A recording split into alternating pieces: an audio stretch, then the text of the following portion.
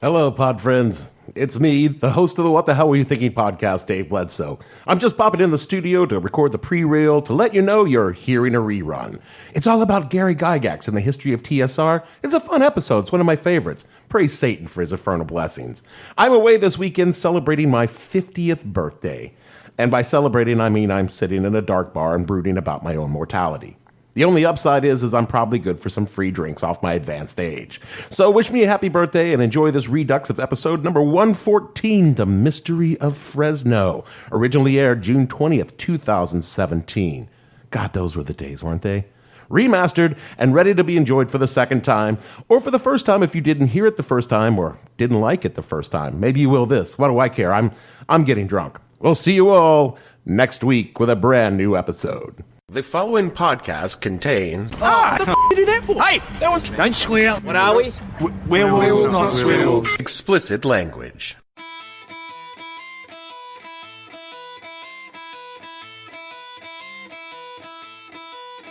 Hello and welcome to the podcast that asks a simple question. When you sent the feds to investigate the guy who created the rust monster, what the hell were you thinking?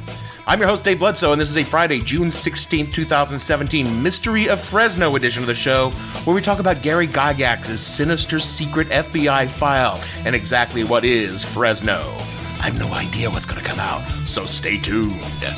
The What the Hell Were You Thinking podcast is brought to you by Grognard School for Gamers. Are you worried your child has an unhealthy interest in outdoor activity, a drive to compete in athletic events, or an obsession with team sports? Enroll them in Grognard's. Our 6-week full immersion course begins with original Dungeons & Dragons and teaches the evolution of role-playing games throughout history.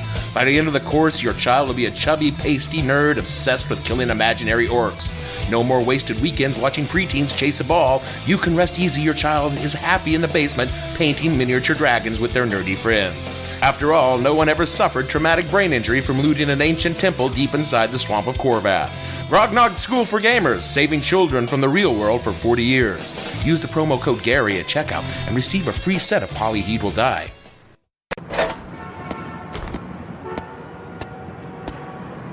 There he is. Seize him. Who said that? Ah! Hey, what the... Oh, ow! No!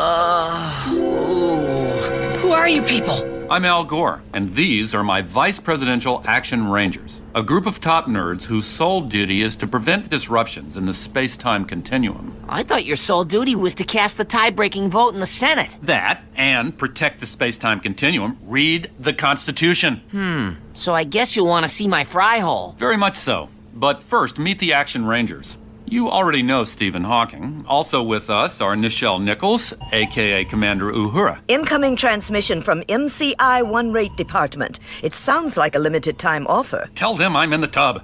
To my left, you'll recognize Gary Gygax, inventor of Dungeons & Dragons. Greetings. It's a pleasure to meet you. And our summer intern, Deep Blue, the world's foremost chess-playing computer. Bishop to Knight 4. Not all missions can be solved with chess, Deep Blue. Someday you'll understand that. Where am I, anyway? You're traveling in a specially equipped terrestrial transport module. A school bus. So what do you nerds want? It's about that rip in space-time that you saw. I call it a Hawking hole. No fair! I saw it first! Who is a journal of quantum physics going to believe? Mr. Fry, the time disruption indicates that some event was supposed to happen but didn't, due to a quantum fluctuation. That's why we had to beat you with tennis rackets. If we don't go back there and make the event happen, the entire universe will be destroyed. And as an environmentalist, I'm against that. Ooh.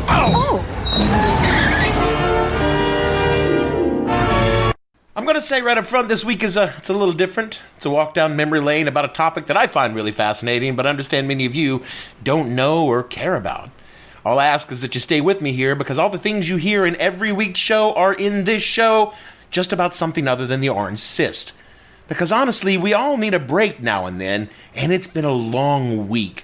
A bad week. We've got a crazy Bernie supporter shooting up a GOP congressperson on a baseball field, a racist elf lying in front of a Senate committee, and a super secret double probation healthcare bill that we can't even talk about because we don't know what the fuck is in it. And on top of that, I was sick as hell for no apparent reason. Data. smoke or alcohol-related illness. Yeah, Gavin, you're gonna die of a Cheeto-related illness, you fat bastard. So that illness cut the heart right out of my week. I'm tired. I turned 48 a few weeks ago, and I feel old as hell, and I just want to sit down and quietly die in a corner, and then I gotta come in and do this shit. So I was desperate to come up with something, anything, to take my mind off this shitty week, my shitty life. Because everywhere I went, it was more bad news. More hearts were being broken and people being used. I put on my coat in the pouring rain. I'm sorry I'm being informed that I have inadvertently slipped into the Jewel song I Was Meant For You for the 37th time in the run of this podcast. I apologize for the inconvenience.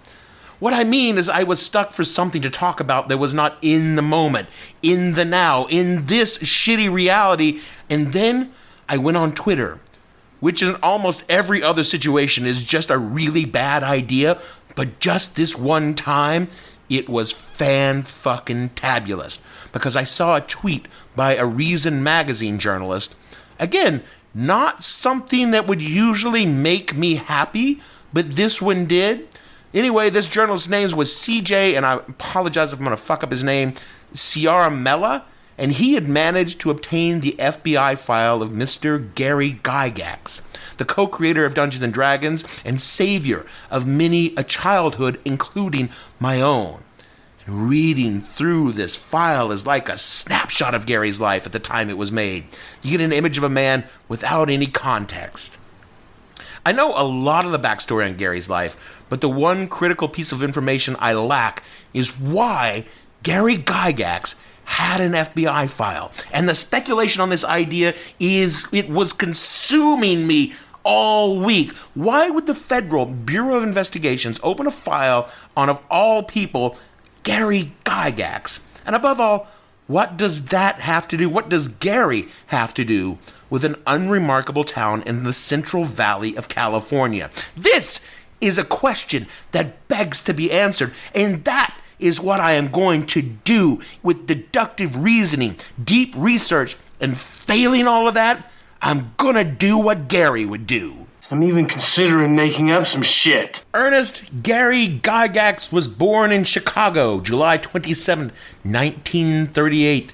The son of Swiss immigrants, his father was a concert violinist who was either fired or walked off from the Chicago Symphony Orchestra.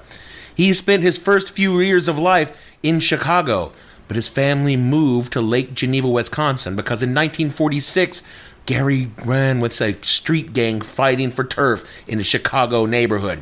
So we can see right there, he has a lifelong association with gangs and violence. So, that is how it's going to be. Dude, I'm trying to build a little drama into the narrative here.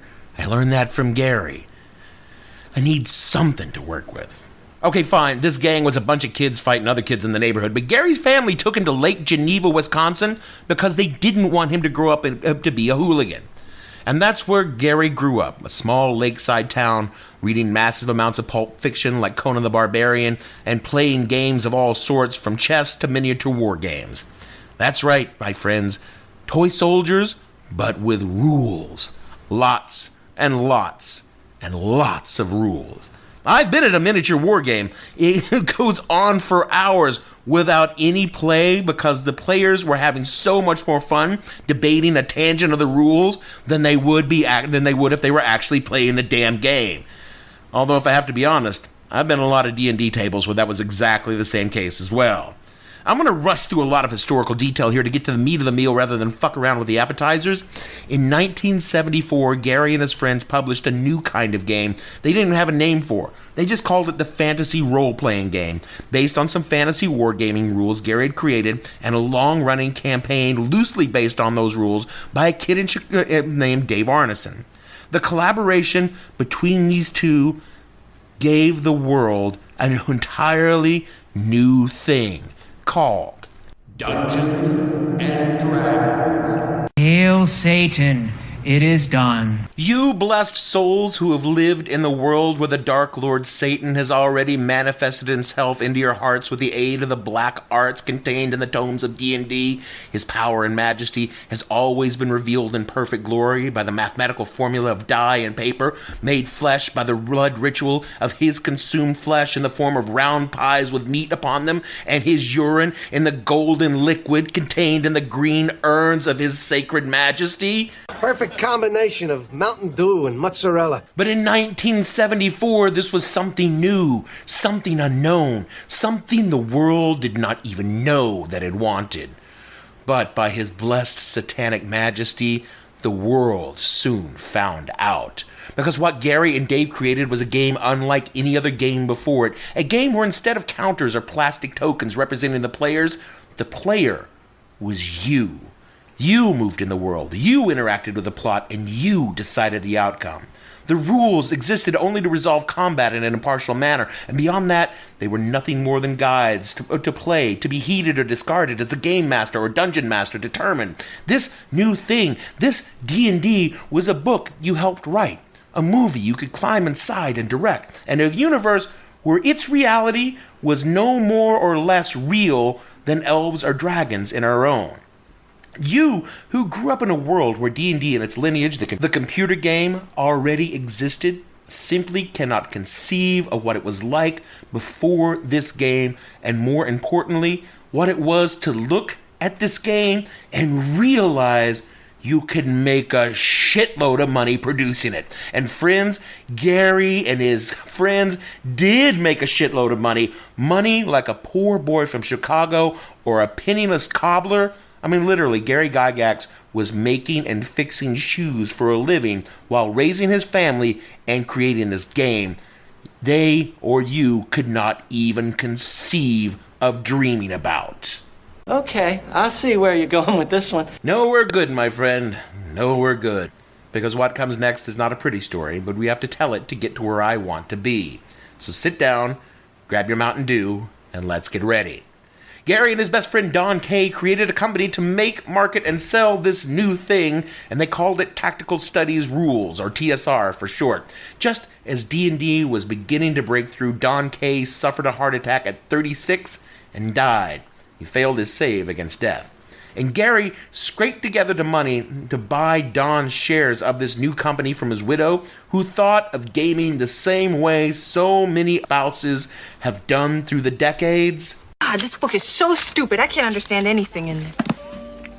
In order to scrape that money together, Gary was forced to go to his junior partner, Brian Bloom, who in turn borrowed the money from his father, and in doing so, it effectively gave Bloom control of the company. At the time, admittedly, that company consisted of a single product, all going out of being pasted together, dropped in boxes, and mailed out like an eBay shipper from Gary's front room. This place makes Fast Eddie's podcast look like fucking Goldman Sachs by comparison. But it sowed the seeds for Gary's eventual downfall right at the genesis of the story. Well, I don't like the sound of that. I have to leave Gary now and spend some time talking about TSR, because this is another one of those stories that sounds like someone made up, but it's so crazy it actually has to be true. The original stake in the company put in by Don Kay, Gary Gygax, and Brian Bloom was $2,400 in 1973. It's around $12,000 in today's money. Not an unsubstantial amount of money on what was a very risky proposition, so risky that it was rejected by several established game publishers that TSR would go on to buy in the future. But by 1975, a year from the first publication of Dungeons & Dragons, TSR brought in $300,000 in revenue, $1.5 million in today's money. By 1981, The company had a staff of 130 employees and was grossing $64 million a year in today's money. That is a return on investment that makes a venture capitalist splooge all over their phallic sports machines and say to themselves, I need some sort of time machine. TSR was producing D&D products like Gangbusters, which, by the way, it was also producing, along with a myriad of other titles and game products. TSR was gigantic. It was huge. It was everywhere. Your dungeon master has placed you in a dreadfully precarious position. You're playing the most phenomenal game ever created. Your skin grows cold from your first glimpse of the enormous beast. It's a product of your imagination. Survival depends on a quick, decisive move. Your choices are limited. Stand and fight, or run. Use your lightning bolt. Victory is yours. Win the treasure. TSR Hobbies, Dungeons & Dragons games. Products of your imagination. By the mid-1980s, the company, which went from tactical studies rules to TSR Hobbies and was now just plain old TSR, was exploding into stores across the world, and not only in gaming, but also in gaming-related materials like dice and miniatures, and licenses to create games from major comic books and movie franchises like Marvel Comics and Indiana Jones. I shit you not, because I have it, and I will prove it because it's this week's show art. They made a board game out of the long-running daytime ABC soap opera All My Children. Not only were they in gaming, TSR was also in magazines, toys, books, and you betcha, television. And this is where we rejoin our hero, Gary Gygax. Gary's newfound wealth, and yes, even fame, kinda went to his head. Gary, who's always been a smoker, started drinking more and doing drugs, and this did not set well with his wife, Mary Jo Gygax. It's a lovely woman. I mean, she got fucked over in all of this. She had good reasons to be angry because she and Gary were both active Jehovah's Witnesses. I want you to pause for imagine, if you're a gamer, and some of you are listening to this, imagine Saturday morning, you're stumbling hungover from your Cheeto and Mountain Dew-induced haze, and the door knocks, and you open it up, and the father of D&D shows up at your house on a Saturday wanting to give you a copy of the Watchtower. You're pissed because you don't want to talk to a Jehovah's Witness, but it's fucking Gary Gygax. I mean, you're going to invite him in. You're probably going to even, take the copy of the Watchtower and hope that he's got an adventure module tucked in the back of it. I'm sorry, I went off on a tangent there. Gary had long enjoyed marijuana, because who didn't in the 1970s? But according to his biographers, weed turned into cocaine, and cocaine turned into affairs, because again, it was the 80s, and everyone was doing cocaine and having affairs. Cocaine and hookers, my friend. Well, not me, because I was 11, but I wanted to. This led to a divorce from Mary Jo in 1983, and the Bloom brothers wanting to get Gary the hell out of Wisconsin and out of the way of their plundering TSR for their personal gain. Again, don't really have a lot of proof of that, but that's what I heard anyway. So, the Blooms and TSR came up with a plan. Send Gary out west. Ernest Gary Gygax went to Hollywood. Swimming pools, movie stars. Gary went to Hollywood and tried to pitch a movie. A movie that no one was buying, and if you've seen the subsequent efforts of Hollywood to try and make a D&D movie, they were right. But what they did buy was a Saturday morning breakfast cereal cartoon, and they created Dungeons & Dragons, the cartoon. I am going to take a bold stand here, one for which I am castigated by D&D fans around the world. I was fucking offended by this thing. It mocked everything I felt Dungeons & Dragons stood for and demeaned a game that I love by making it fucking infantile. I took the game seriously. I put work into it. I thought Gary put work into it. It was teaching me the craft of writing and acting, and this cartoon made a joke of all of that with a bleeding goat-ass goddamn unicorn. I have never quite forgiven Gary Gygax for this abomination. You were in the game, you little shits. You had all sorts of magical powers. Why would you want to go back? This is all we who played the game ever fucking wanted. I don't understand what the problem was. Sorry.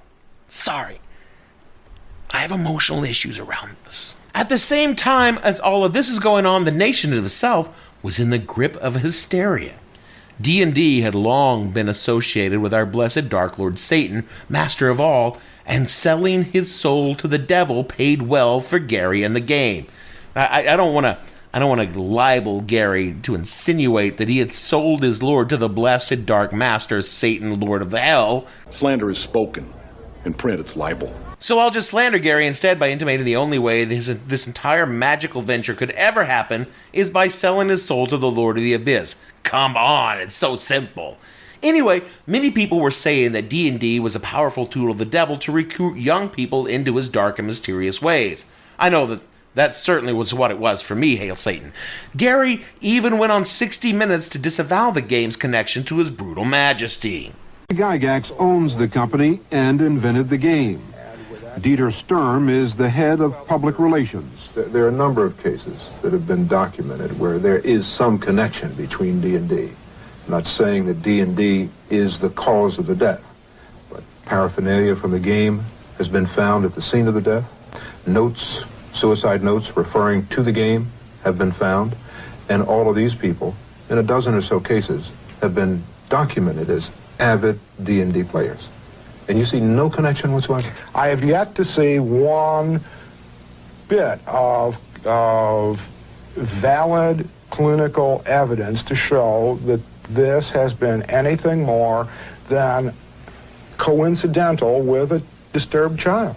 If you found 12 kids in murder-suicide with one connecting factor in each of them, wouldn't you question it? And that's all people would do. I would certainly do it in a scientific manner, and this is as unscientific as you can get. It's nothing but a witch hunt.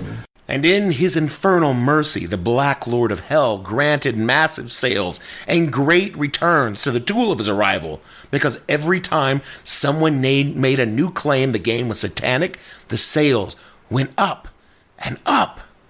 Blessed be the beast. Gary included devils and demons in the game because they were part of pulp magazines and stories you read in the 40s and 50s, and the whole Bible thing that he was big into because he was a Jehovah's Witness. He tossed them in the mix because they were cool and spooky, and we kids loved them. We could fight the evil in the world and then steal their shit when they were dead. But to the panicking peoples of America, they were just one more symbol of evil. They used them to tear down gaming and gamers, and Gygax and all of us who gamed. And it worked, even when it made Gary a ton of money. But alas, the beast favors shifts like the wind, and in 1985, TSR was on the edge of the collapse. The company was in dire financial straits, and Gary rushed back from his hookers and blow in Hollywood to save it. And save it he did with new game materials and novels. He managed to gain control of the company and stave off financial collapse, and for his trouble, he was ousted from the company permanently by the Blooms and the person he had hired, Lorraine Newman. It's not Lorraine. No, this is not Lorraine Newman. Lorraine Newman was on Saturday Night Live. Hold on, I have to Google this. Gavin, why the hell do I even have a producer? You could have just shot me a text message that said Lorraine Williams. Lorraine Newman was on Saturday Night Live. Jack off. Oh, I see. Yeah, okay, I've got the ringer turned off on my phone. All right, we gotta fix that. Gary was out. He lost control of the company, most of his intellectual property, and any rights to where the D&D game would grow or not grow. It was a pretty good kick in the crotch to take the man who created and built the company and tell him he could just go fuck himself right in the ear. TSR would go on for another decade, but it would slowly wane in influence and money until it was sold to Wizards of the Coast in 1997 and was officially closed shortly thereafter. The gaming market was all but saturated, and gamers around the world suffered from an overabundance of choices, and dragons and elves just weren't cutting it anymore. Apparently, during that time, people were into fucking Vampire the Masquerade. Jesus, fucking Anne Rice screwed over an entire generation of Gen Xers. The entire gaming market basically collapsed on itself, not unlike the home video market did in the early 80s, but it never really went away. It just grew small, insular, and hidden in the shadows for many long years. Kind of like those of us who played the games. Hasbro, the toy giant, would eventually buy Wizard of the Coast based on their lucrative collectible card game Magic the Gathering, whose market dynamic kept players buying more and more cards that sustained their revenue, unlike D&D, where once you had the core books, you really didn't need anything else. I mean, you wanted it, and you bought it, but you never really needed it. I mean, if you had a player's handbook, a dungeon master's guide, and a monster manual, and some dice, you could play D&D in perpetuity. Our hero, Gary Gygax, never really left gaming. He tried repeatedly to capture lightning bolts in the bottle like he did in 1974, but never quite succeeded. He struggled with lawsuits against him by TSR, attempted to create new games, but always seemed to come up short of those few magical years in the 70s and 80s. By the turn of the 21st century, he'd grown to become an elder statesman of gaming, living quietly with his second wife Gail in Wisconsin, attending and speaking at gaming conventions and contributing to the flourishing world of online gaming, the message boards and things like that. And when he died in 2008, his wife Gail Gygax withdrew all of his licenses from the content that he created as said elder statesman, and she retains them still, along with presumably a trove of unfinished works and notes detailing decades of his life in gaming and all the other history that he helped create. His sons Ernie and Luke still continue the tradition of Gygax line gaming. Their annual tribute to their father's life and work in the form of a convention in Lake Geneva called GaryCon brings the lights of TSR back to the old home place and old gamers to share in the joy of the world that Gary and we created. There are worse legacies to leave the world than millions of people, young and old, who play fantasy role-playing games, and all of those who live in a world shaped by his imagination and television, movies, literature, and of course computers. I guess I never really answered why Gary had an FBI record. It could be his time in Hollywood and the drugs. I secretly suspect, in an almost conspiratorial way, it came out of the satanic panic. It amuses me to think that some proto-Fox Mulder was handed a photo of Gary Gygax and told to track down the links between Gary and the Satanist. My oh-so-hilarious jokes aside, there were none. D&D had no more to do with the devil than it did with devil's food cake. First of all, there's no such thing as Satan. Blasphemer! And while devil's food cake is delicious, you can't eat it at the gaming table. You get frosting all over your game books. You can read through Cheeto dust, but not chocolate frosting. I know because I have a bunch of fucking game books with chocolate frosting, you fucking heathens. The satanic panic was a moment in time not that different than now, when we were desperately looking for some outside entity, some outside evil, to explain why the world we all knew and understood suddenly seemed incredibly fucked up. All I know is that Gary's story is a pretty good parable about getting what you want from life. Here was a man that loved something so intensely, he was driven to make it his life's work. He struggled through his youth to feed his family and his passion, and then somehow found a way to do that and so much more with his passion. It's a rare and magical thing many seek and so very few find. And it's a parable for that your passions, our passions, have a way of turning back on us, of consuming the life we had in their pursuit. Gary's not alone in this. If I told you this story about an actor or a musician, none of you would even think it was strange, because we see it play out every day. But in a nerdy little man with a nerdy little game played by nerdy little boys, because that's who it was played by at the time. I mean, there were a few girls. Ladies, we're happy to see you here, and we respect all of you that were there when we were fucking still a bunch of fucking misogynist little pricks. That's important. It seems slightly absurd, but this is what happened. He was human. He suffered from vanity and excess the same way we all do.